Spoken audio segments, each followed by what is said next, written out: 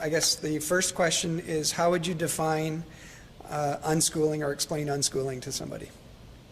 Well, I think to actually understand unschooling, you have to have a pretty clear idea that schooling and education are not the same thing. They're not even distantly related, although superficially they look like the same thing. Schooling is submission to the instructions of other people, almost always people you don't know. Classroom teachers, for example, don't select what they school you in. They transmit orders from whom? The principal? No. He takes orders too. From the superintendent? No. He takes orders too. From the State Department of Education? No, absolutely not. They take orders too. So your first problem really in coming to terms with the variety of things unschooling is to come to terms with the fact that schooling is a rather mysterious process which virtually no one understands its source or the rationale for doing it. The shallow answers that how would you learn to read and write or count without schooling are easily dispelled not only by historical records, when Americans dazzled the world when everyone was literate and there were no systematic schools, but also from 3 million modern American homeschoolers who in fact have little difficulty in learning to read, write, and all the rest of the battery because they teach the way people learn. So, unschooling generically is whatever is opposed to building the time you spend developing your mind and character in an unschooled fashion. It is no one thing. It varies from, let me show you what I showed the audience at the IDEC. It varies from a Quebec farmer. His book was published in the last 6 months, and I would urge anyone who wants to know about unschooling to read it. It's Leandre Bergeron's For the Sake of Our Children, published by Wendy Preisnitz in Canada. Mr. Bergeron has a large farm 40 miles north of Montreal, and he has 3 daughters. The 3 daughters never had a lesson in their life, nor did they have from birth an instruction from their father or mother. Now, they were protected by their father and mother, but they decided when to get up in the morning, what to do with their time, and finally whether they wanted to make a contribution to family life or not. So much did they want to that unasked they took over the entire operation of the farm and moved it from a marginal survival operation to a very prosperous place by figuring out businesses that could be generated from inside the farm. The 3 girls are in their 20s now, all successful. One a horse trainer, one of them an independent freelance art service for TV and magazines, and one the hospitality director of a 4-star hotel. You mean they didn't go to college? No, they didn't. They totally were unschooled. So, unschooling means anything that reduces schooling to a minimum use of time. Now, schooling has some value. It just doesn't have supreme value. If you're going into combat and you want to know how to dismantle your rifle and reassemble it blindfolded, nothing works as well as being schooled under threat. I know, because I was told I was going to do that, and I knew that I wouldn't be able to do that. But 3 hours later, I could do it as well as anybody, and there's no possibility. You can be schooled to drive a deadly motor vehicle in a few hours, max 10.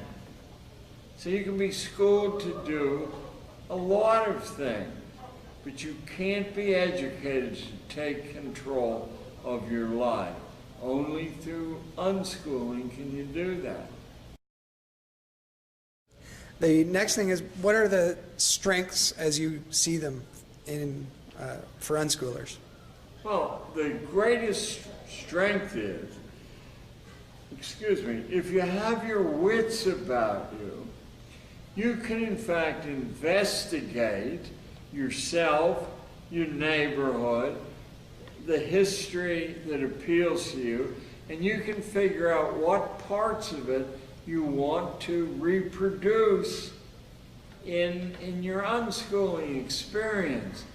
You can in fact teach the way children learn. And not to say everybody who unschools takes advantage of that, but I would say I've been doing this now, speaking around the world for 20 years, and I would say the majority of the people who unschool, not the majority of people who homeschool, but those who unschool, in fact hit on a custom-tailored formula that works for, boy A and girl B. Actually, girl A and boy B are the chief architects of what occurs in unschooling. You just heard what 3 French Canadian girls did with their unschooling experience. And finally, if you could just share maybe some limitations or cautions that you would have. Sure. If you become a total purist at unschooling and your own will occupies all your time, you're prone, it's not certain this will happen, but you're prone to emerge unbalanced, because while you have energy and you have the insight and mental agility of being young, you unfortunately lack the experience with both the world and with history to make your judgments the best you're capable of. You tend to be moved by great enthusiasms to eat up all your time, in one area or another area. And it genuinely helps to have advice from people you trust, not from strangers. And I'm just curious, there are different terms used for unschooling: natural learning, Wendy Presidents uses life learning, unschooling. Do you have any preference personally? I know you talk about open source learning. I not only, open source appeals to me, so I use it because it helps me to organize what I think is something essential. No expert or set of expert textbooks can possibly offer what in today's talk I quoted John Stuart Mill as saying, unless you have all points of view on a subject, you have been propagandized. You have to see what the worst critics and the greatest proponents in all the levels in between, in all the countries in the world, and all the epochs of history have to say about something before you can feel that your own sovereign spirit can emerge and swim among these things. So it's just as bad to be propagandized by your friends, the people you like, as by your enemies. You need both. Thank you very much, John. Anything else you want to add, or are we good? I certainly want to add that even though I didn't have the language, I learned these things non-verbally in Pittsburgh, Pennsylvania, by the greatest citizenry in the United States. Go Pittsburgh. Thank you very much, John.